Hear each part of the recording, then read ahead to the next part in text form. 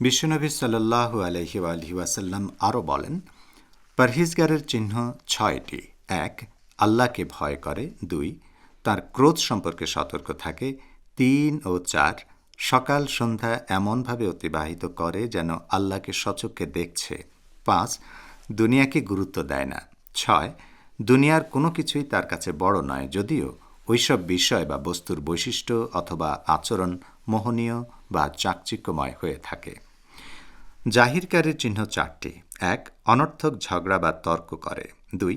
তার ঊর্ধ্বতনদের সাথে ঝগড়া করে। ৩.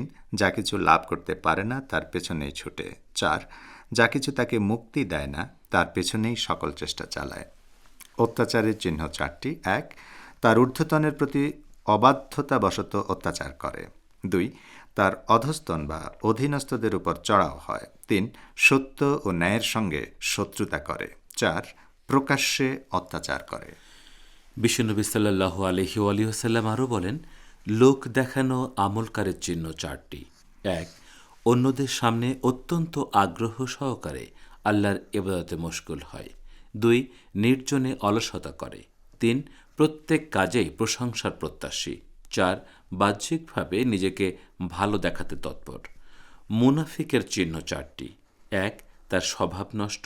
২. তার জিহ্বা তথা মুখের কথা তার অন্তরের বিপরীত।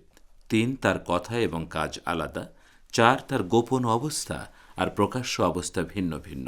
মুনাফিক জাহান্নামের আগুন থেকে অসহায় বা হতভাগ্য।